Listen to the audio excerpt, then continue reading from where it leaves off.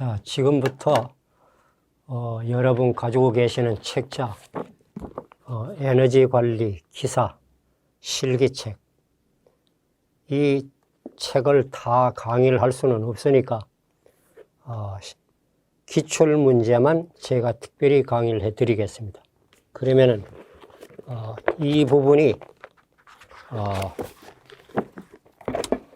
페이지는 매년 가면 책 페이지가 틀려지기 때문에 요 단원을 인식하시면 됩니다. 요 단원이 기출 문제입니다. 그럼 한 장을 넘기시면은 2010년도 4월 18일 우리가 에너지 관리 기사가 되었던 산업 기사가 되었던 1년의 시험을 필기 시험 3번, 결과적으로 실기 시험도 3번을 본다. 그럼 요 기사 시험은 필답형 위주로, 우리가 흔히 하는 말로 주관식 시험이다. 질문 내용을 보고 답을 직접 여러분이 가지고 계시는 필기 도구로 답안을 이제 정리를 해서 제출을 해야 되겠죠. 자, 그러면 페이지는 일단 무시하고, 왜? 이 책이 매년 기출 문제가 늘어나다 보니까 페이지가 좀 달라질 수가 있으니까 페이지는 무시하고 2010년 4월 18일, 그럼 2010년도 첫 번째 실기시험이 된다는 얘기입니다. 자, 1번을 보시기 바랍니다. 보일러수 2000톤에, 어차피 해설은 돼 있으니까 용어만 해설되면은 여러분이 다 이해를 가십니다. 그 보일러 안에 탱크에 물이 2000톤이 들어있다, 이런 얘기입니다. 그럼 1톤은 우리가 1000kg으로 계산하면 됩니다. 물을. 거기에 산소가 9ppm이 있다. 우리가 보일러에도 물이 있지만 먹는 정수기라든가 수돗물이라든가 시냇물이라든가 골짜기 물이라든가 물 속에는 산소라는 이 기체가 이래 들어가 있습니다. 이걸 용존산소라고 합니다. 이 산소 때문에 바다의 물고기도 살고 어항의 금붕어도 사는데, 다만 이것이 보일러용으로 썼을 때 그 산소에 의해서 이 쇠와 마주치면, 보일러가 금속으로 강철로 만들다 보니까 산소와 쇠가 부딪혀서 마주치면 산화철, 즉 부식이 일어난다, 이 말입니다. 그래서 이 산소를 제거를 하기 위해서 그 문제에 보면은 앙산나트륨 그 해설을 보면 이런 수치가 나옵니다. 126이라 해도 되고 128로도 되는데 책자에 126으로 계산하는 것이 맞겠습니다. 그럼 앙산나트륨이 앞에 2가 붙으면은 결국은 요거의 꽃배기가 되는 셈이죠. 그러면 그 해설을 보면 무슨 의미인지 이해가 갈 것입니다. 화학 반응식에 의해서. 이래서 보일러 탱크에 물이 2000톤 들어있는데 1톤은 1000kg이고 거기에 산소가 9ppm, 1ppm이란 건 100만 분의 1입니다. 그럼 100만 분의 9가 들어있다는 얘기입니다. 이런 산소를 제거를 해서 이 용존산소에 산화철이 돼서 부식이 되는 걸 방지하기 위해서 앙산나트륨이라는 산소를 제거하는 물질을 잡아넣는데, 이거를 도대체 몇 킬로그램을 넣어야 되는가, 그런 뜻입니다. 제 말을 이해하셨으면 이제 문제를 보시고 이 정도 넣으면 되겠구나 하는 걸 우리가 알 수 있습니다. 그러면 2번 문제를 보시기 바랍니다. 다음 폐열 해수 장치다. 폐열이 뭡니까? 폐열이란 것은 보일러를 운전하면은 연소실이 있습니다. 즉 버너가 달려 있는 거죠. 버너가 달려 있어서 배기가스가 이렇게 나갑니다. 여기서 연소가 돼 가지고 배기가스에 대해서 꿀뚝으로, 즉 연돌로 빠져나갑니다. 예. 연소가스가 나가는 돌출부, 이걸 굴뚝이라는. 그럼 이 배기가스가 보통 한 150도에서 한 300도까지 이렇게 배기가 되는데 그 뜨거운 열기를 하늘로 보내봐야 누구 좋아하는 사람 아무도 없습니다. 그래서 이 연도에 연소가스가 지나가는 수평 라인 연도에다가 과열기, 제열기, 절탄기, 공기열기라는 걸 설치를 해서 물론 큰 보일러에는 이 안에도 설치할 수가 있습니다만 일반적으로 그렇다는 얘기입니다. 여기에 폐열, 어차피 못 쓰는 연소가스 열을 우리가 폐열로 보고 요걸 다시 해소를 해서 어디에 사용을 해서 효과를 그만큼 높이겠다. 그 설치 순서를 얘기를 하라. 물론 현장에 보일러실에 가면 이게 다 4개가 달려있는 게 아니고 공기 예열기만 달려있는 경우도 있고 절탄기만 설치되어 있는 경우도 있고 우리가 이론적으로 공부를 하게다 보니까 순서를 지금 얘기를 하라 그 말입니다. 다음 3번을 보시기 바랍니다. 다음 보유 에너지가 적은 순서에서 큰 것으로 에너지가 자 기준이 1kg으로 보시고 1kg으로 보시고 1kg이 가지고 있는 열량 과거에는 MKS 단위에서는 킬로칼로리를 많이 쓰는데 지금은 SI 단위 뭐 이렇게 해서 또 킬로줄로도 많이 쓰고 하니 그거는 계속 시험이 지내가면서 뒤쪽에서 아마 자세히 나올 겁니다. 뭐 어쨌든 간에 포화진기 1kg이 가지고 있는 열량 과포화진기 뭐 포화액 이렇게 해서 용어만 알면 됩니다. 예. 그럼 포화진기라는 것은 보일러에서 올라오는 그 온도에서 다시계에서 우리가 이 보일러를 운전했을 때 지금 압력이 5kg다. 압력이 5kg다. 그럼 요 물의 온도가 151도씨입니다. 그럼 여기서 올라오는 진기가 포화진기고 요 물이 포화수가 됩니다. 여기서 올라오는 진기 1kg이 가지고 있으면 그걸 포화진기라고 포화진기 엔탈피. 그 다음에 건도란 말이 있어요. 건도. 이 진기 속에 물방울이 50%가 섞여 있으면 진기는 50%밖에 안 됩니다. 건도가 50%다 한 얘기는 물방울이 50% 섞였다. 아주 질이 나쁜 진기를 얘기합니다. 그래서 이미 답은 나와 있으니까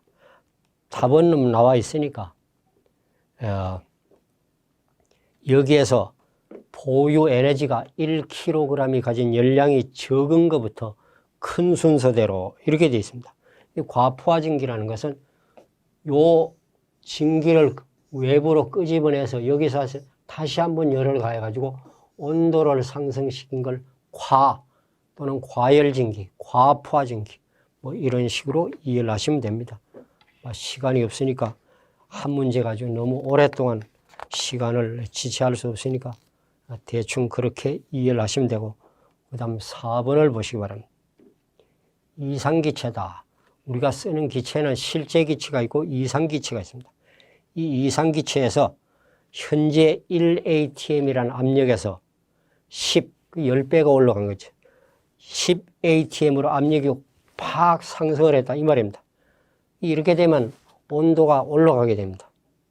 그럼 현재는 1atm에서는 섭씨 25도인데 10atm으로 압력이 10배나 증가가 되었을 때 여기서 중요한 것은 가역 단열 과정이다. 단열이라는 것은 열이 내부로 들어오지도 못하고 나가지도 못하고 단열 과정 그럼 꼭 K라는 수치가 따라다닙니다. 요걸 비열비라고 한다. 비열비. K. 비열비가 뭐냐? 어떤 물질이 압력이 일정한 상태에서 1kg이 온도를 올릴 때 소비되는 열량하고 최적이 일정한 상태에서 1kg을 온도 1도 올릴 때 그래서 항상 정압 비열이 정적 비열도 큽니다. 같은 물질이지만은 이건 기본적으로 이미 1차 필기책에서 다 공부를 하셨기 때문에 그 정도는 이해가 하시리라 보고 단열 변화에서는 꼭 비열비 K가 따라다닌다. 그것만 주의를 하시면 어차피 해설은 다 돼 있으니까. 그 다음에 05번을 보시기 바랍니다. 05번은 뭐냐? 동판으로 만든 벽의 두께가 5mm입니다. 동판, 구리판이 있습니다. 예, 동파입니다. 구리파입니다. 두께가 5mm입니다. 여기에다가 본젤을 15mm, 본젤 15mm.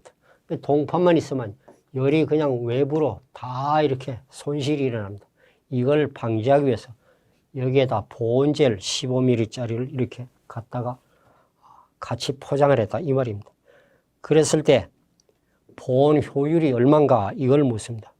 보온을 하지 않았을 땐 동파이프 하나뿐이었고 보온젤 설치를 하니까 결과적으로는 고체 덩어리가 2개가 된 셈이죠. 고체 덩어리가 2개가 된 셈이라. 그래서 보온을 하기 전에 동판에서는 열 손실이 얼마였고 보온젤 하니까 열 손실이 그만큼 줄어들었습니다. 그래서 절약되는 열량을 따져보니까 그 계산식으로 1시간에 얼마가 절약됐다. 그러면 보온을 하기 전과 보온을 한 후에 효과가 얼마가 나타나는가. 그거를 우리가 계산을 해보면 됩니다. 여러분 가지고 계시는 계산기를 가지고 사용을 하시면 됩니다. 그 다음 6번 문제. 다음 주어진 용어에 대해 설명을 하라. 포밍이다. 포밍이다. 이 포밍이란 뭐냐? 뭐 우리말로 마땅한 말은 없고 거품이다. 또는 물거품이다. 뭐 그런 뜻입니다. 자, 보일러 통 안에서 물을 막 이렇게 온도를 상승해서 끓이면 뭔가 모르게 불순물이 나타나는데 이렇게 거품이 생기는 걸 폼이라 합니다. 여기에 증기가 증발되는 과정에서 요 물방울이 같이 섞여 올라가서 습증기를 유발합니다. 질이 안 좋은 건 질이 낮은 증기를 유발하는 것. 요걸 프라이밍이랍니다. 우리말로 마땅한 말이 없어서 비수다. 끓는 물에서 물방울이 좀 솟구쳐서 증기 속에 혼입이 돼서 질이 나쁜 증기로, 즉 100%가 건조 증기가 돼야 되는데 물방울이 섞여 있으면 습증기가 되어버립니다. 우리가 먹는 음식에 밥에 돌기 섞여 있으면 그 안 좋은 현상이거든요. 막 그런 뜻으로 이해를 하시면 됩니다. 그래서 거품하고 물방울이 섞인 증기하고 이게 합쳐서 파이프 배관을 통해서 열 사용처로 갑니다. 이걸 캐리오버, 캐리오버. 우리말로 마땅한 말이 없어서 기수 공발.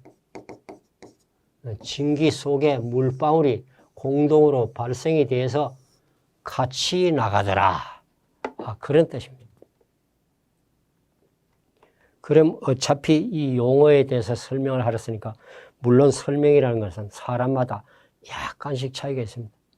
좀 길게 할 수도 있고 약간 줄여서 할 수 있고 핵심만 집어서 할 수 있고 또 출제하는 출제자의 의도에 따라서 이렇게 조금 바뀔 수도 있고 저렇게 바뀔 수도 있고 이 공부를 여러분이 하다가 보면 같은 문제가 반복되는 걸 자꾸 보다가 보면 여러분이 스스로 노트에 적어서 이렇게 해서 평균 잡아서 이 정도만 쓰면 될 것이다. 꼭 이게 정답이라고 생각하지 말고 그래서 공통분모를 찾으면 훨씬 문장이 단축될 것이다. 그러나 너무 짧게 한다고 해서 좋은 건 아니니까 채점하는 사람이 이 사람이 알고 썼구나. 모르고 그냥 빈 칸을 그냥 억지로 채우기 위해 썼구나. 금방 알 수가 있습니다. 그 다음 7번 문제. 보일러에서 관류보일러라는 것은 파이프로만 만든 보일러입니다. 파이프로 만든 보일러.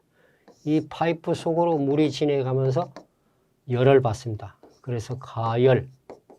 어느 지점에선 증기로 나옵니다. 증발.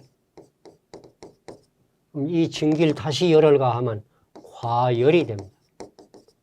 이런 과정을 거쳐서 파이프로만 보일러를 만드니까 이 파이프 속으로 흘러가는 물이 양이 적습니다. 그렇게 고압에도 잘 견딥니다. 왜? 이게 파열돼봐야 물의 양이 적기 때문에. 그리고 이 파이프 사이에 뜨거운 고열이 들어오니까 빨리 열을 접촉을 해서 효과가 좋습니다. 그래서 효율이 매우 높은 보일러가 관류 보일러인데, 다만 이 파이프 속으로 수질이 불량하면 스케일이 금방금방 부식이 되고 스케일이 쌓이고 이러다 보니까 수명이 짧아지는 단점도 있다. 어쨌거나 핵심은 이 종류를 4가지만 쓰라, 그런 뜻입니다. 그래서 벤선 보일러, 설차 보일러, 어차피 외로우니까요. 엠모스 보일러 또는 사호형 관류 보일러, 소련에서 만들었던 람진 보일러, 여러 가지가 있습니다. 그 다음 8번 문제를 보세요. 가연성 가스 위험도에 대해서. 이 가연성이 뭐냐? 우리가 연소, 불사를 연자입니다. 집에서 가스레인지에 밥을 할 때 그런 걸 연소라 그럽니다. 어디 놀러를 가서, 등산을 가서 거기에서 삼겹살을 어떻게 해 먹겠다, 또 국을 끓이겠다, 이런 과정을 연소랍니다. 이 불사를 연자입니다. 그래서 이 연소 과정인데 요 앞에 가짜가 붙으면은 좀 잘 탄다, 그런 뜻입니다. 아주 잘 타는 거. 그래서 더할 가짜. 내가 내일 놀러 가는데 너 같이 갈 수 있냐? 가하냐 불가하냐, 좋은 뜻으로 이해를 하시면 됩니다. 그래서 가연성 가스 위험도, 우리 가정집에서 쓰는 이 메탄가스, 도시가스 원료, 또 프로판가스, LPG의 주원료 프로판가스, 이런 건 전부 가연성 가스입니다.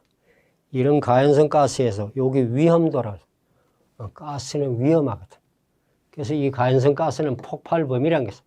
요 메탄을 예를 들면 5%에서 15%가 폭발 범위라는 거예요. 자, 여기에 우리 가정집에 거실이 하나인데 여기에 가스레인지가 하나 설치가 돼 있어. 도시가스를 불을 피워서 된장찌개를 끓여갔는데 여기에 가스가 들어오다가 이 가스 배관이 너무 오래돼가지고 가스가 누설이 돼요. 그러면 이걸 사용하는 사람은 가스가 누설이 되는지 안 되는지 잘 몰라요. 근데 1%, 2%, 3%, 4%까지 누설이 돼도 잘 안 붙어. 왜? 공기는 많은데 가스 양이 적기 때문에. 근데 5% 정도 나왔을 때 우리가 담배를 피우려고 성냥불이나 가스라이터를 탁 켜는 순간에 그만 펑 해버립니다. 그래서 최소한 5% 정도는 돼야 불이 붙는다. 여기 하한치고, 그러면 15%가 또 넘어가 버려요. 누설량이 15%가 넘어가려면 불이 안 붙어요. 왜? 가스는 너무 많이 나왔는데 공기가 부족해서. 이 공기 속에 21%가 산소라. 이게 18% 이하로 떨어지면 산소 결핍이라 해가지고 공기 속에 산소가 18% 이하로 낮아지면 이 연소가 안 돼 버려요. 그래서 너무 많아도 또 점화가 안 돼. 요 사이를 우리가 폭발 범위, 하한치, 상한치 이렇게 얘기를 합니다. 물론 고값을 아세틸렌 가스나 이런 걸 계산해 놓은 것도 참고로 한번 보시는데 제 설명의 뜻을 이해를 하셨으면 해답을 잘 보시고 몇 번 반복해 보시면 무슨 말인지 다 이해를 합니다. 다음 9번 문제. 배기가스 현열을 이용해서 급수를 가열한다. 아까 문제 3번에서 폐열 해수 장치를 배웠습니다. 바로 그 연장선에서 첫 번째 절탄기라는 것은 지금 현재 용어가 아니고 과거에 50년, 60년, 70년 전에 우리가 이 보일러에서 옛날에는 주원료가 석탄이었습니다. 석탄이었습니다. 그래서 이 석탄을 연소시켜서 연도를 통해서 배기가스가 꿀떡으로 빠져나는데 이 연도에 나가는 연소가스가 온도가 높아서 여기에다 절탄기를 달아가지고 절탄, 영어로 이코노마이저랍니다. 이게 지나가는 연소가스, 배기가스 열을 받아가지고 요 사이에다가 절탄기를 설치를 해서 우리가 지하수 같은 물을 퍼올려서 여기서 예열을 해서 이걸 보일러통으로 흡수를 하면 그만큼 에너지가 절약이 되다 보니 석탄을 절약하는 기기다. 그래서 절탄기. 또 연도에다 연소용 공기 예열기를 달아가지고 연소가스, 배기가스가 지나가는 연소열을 이용해서 공기를 예열해서 화실로 넣으면 그만큼 연소가 잘 돼. 그걸 공기 예열기라고 그래요.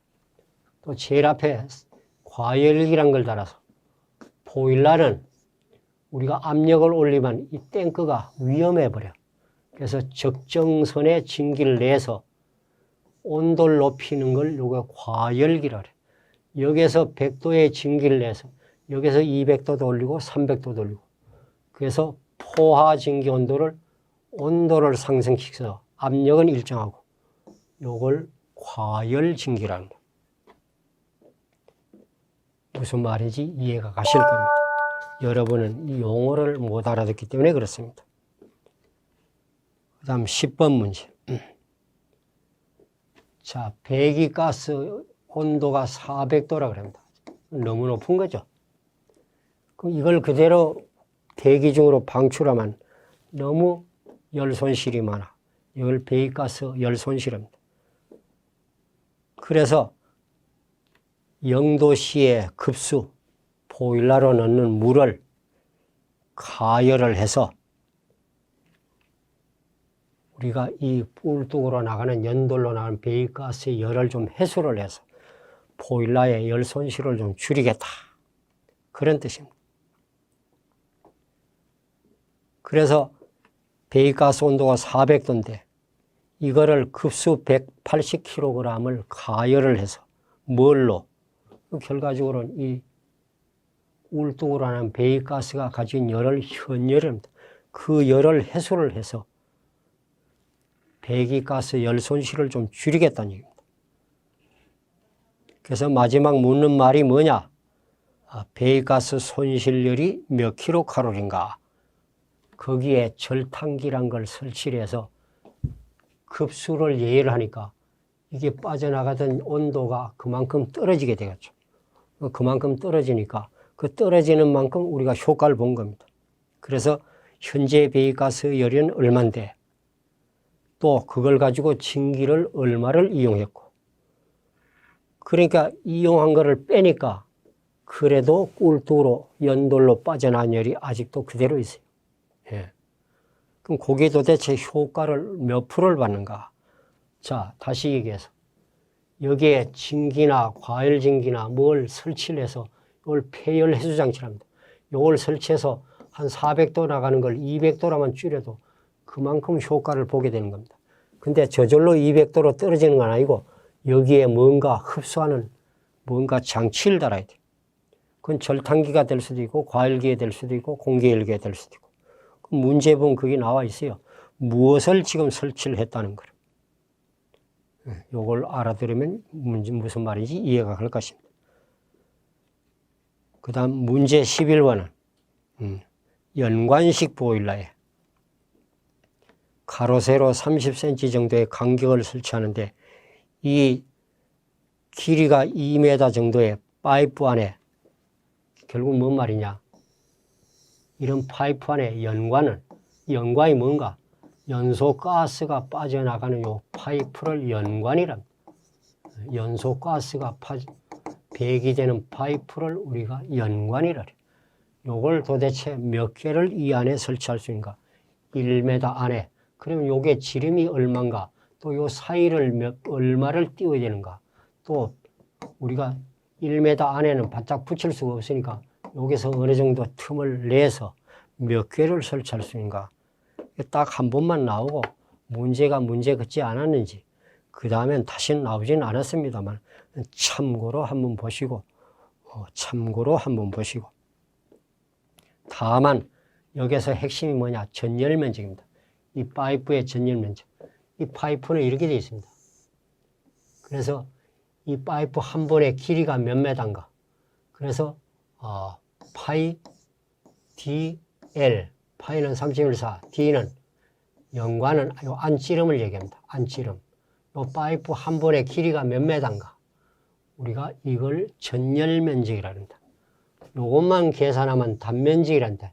이 파이프에서 나오는 열, 이 표면적을 전체가 얼마인가? 그럴 때 우리가 파이 dl로 계산한다. 그렇게 이해를 하시면 됩니다. 그 다음 12번 문제. 진공계 눈금이 그렇습니다. 진공계. 그럼 진공이 뭔가? 현재 우리가 살고 있는 이 공기는 압력이 수은주 높이 760mm HG라고 합니다. 요거 이상이냐 이하냐 따라서 요거보다 높으면 정압, 이거보다 낮으면 부압, 일명 진공압이라 합니다. 진공압이라 그래요. 그 여기에는 얼마를 주어졌는가? 380이 주어졌어요. 380. 그럼 380이면 760의 절반인 겁니다. 절반. 압이 뚝 떨어진 겁니다. 자, 우리가 한라산에 올라가서 여기에서 라면을 끓이겠다. 그럼 95도씨에서 물이 끓어요. 그럼 백두산에 올라가서 물을 끓인다고 가정했을 때 백두산 2700m 높이 올라가서 여기서 물을 끓인 88도씨에서 물이 끓어. 물은 끓지만은 라면이 익느냐 안 익느냐 그건 별개의 문제라. 물이 끓는 거하고 라면이 익는 거하고는 그건 별개의 문제라. 자꾸 공기가 희박해지다 보니까 끓는 비점이 온도가 낮아지는 거라. 그래서 이런 걸 760이 안 되면 부압, 진공압이라 그래요. 그럼 진공도가 다시 얘기해서 꽉 찼던 것이 380밖에 안 남았으니까 결국 뭐냐? 현재 50% 정도만 남았다는 얘기입니다. 그 다음 13번 문제. 이것도 연장선입니다. 우리가 보일러실이 없는 데는 가면 흡수식 내온수기가 있습니다. 흡수식 내온수기. 이거는 진공을 이용해서 물을 띄우는데 이 흡수식 내온수기 안에는 압력을 6.5mm HG를 만들어서 압력 100분의 1로 만들어서 하다 보니까 물이 5도씨에서 증발합니다. 우리가 이 상태에서는 표준 대기압에서는 물이 100도씨에서 끓어요. 비점이. 근데 이 상태에서는 5도씨에서 물이 증발해 수증기가 되어버려요. 이런 걸 흡수식 내온수기라 그래요. 네. 그래서 현재 요 안에 이 흡수식 내온수기 안에 남아있는 압력이 이걸 절대압이랍니다. 이 문제를 보면 8mm HG가 되어 있어요. 8mm. 그럼 나머지는 다 빠져나갔다는 얘기입니다. 다 빠져나갔다는 얘기예요. 그래서 98.95%가 진공도다. 남아있는 건 8이고 나머지는 다 빼내버린 겁니다. 원래는 760이 꽉 차 있었을 텐데 760mm HG가 꽉 차 있었을 텐데 다 빠져나가고 8mm 요걸 남아있는 잔류 압력을 절대 압력이랍니다. 막 그걸 묻는 게 아니고 빠져나간 게 즉 진공도가 몇 프로인가 이걸 묻는 겁니다.